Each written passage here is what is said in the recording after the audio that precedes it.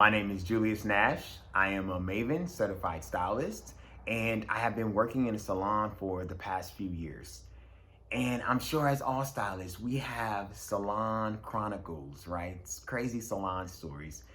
Mine, they vary. Whatever you want to talk about, we can talk about. I remember one of the worst feelings working in the salon is not feeling 100% about the service that you offer, or making such a critical mistake and trying to figure out how to fix it. One thing I'll definitely say is it is okay to not do or provide every service, right? It's okay, because sometimes you'll get stuck doing a service that you're really not passionate about. You're really probably not that skilled at, and it becomes a burden more than fun. And your clients can feel that energy that you give off. I remember doing twists, and I do not like, they're called Senegalese twists. They're very small, and they're two-strand twists. That's a tongue twister. But they still take up quite a bit of technique. I grew up braiding. I love to braid. I don't want to say love, but I'm skilled at braiding, right? Twists are not the same. Definitely not the same. And every stylist can relate to this. You know, the palm twist movement, it takes a lot out of you if you don't do it all the time, as with any style.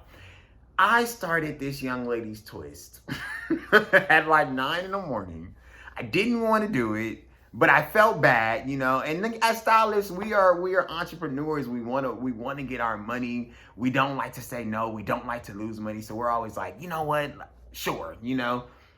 I think it took me 10 hours to do this young lady's hair. We stopped midway because I didn't have enough hair. I didn't know how much hair was needed.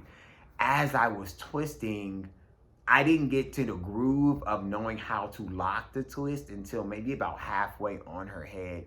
So I had to go back and redo the bottom half because the bottom half of the twist had already begun to slip out. It was just a terrible experience.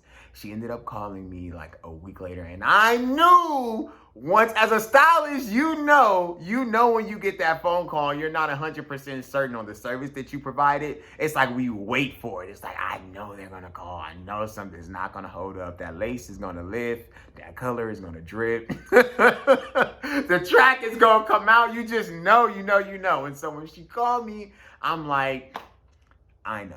You know, come on in and I'll get you going. And then it's just a ricochet effect, you know. And like now I'm this haunting service that I never wanted to do in the first place, and now I have to keep doing them, and I have to upkeep these things for at least 2 months, you know. So salon 101, don't do something that you don't want to do. Don't provide the service if you do not like the service. It is okay. Specialize in something.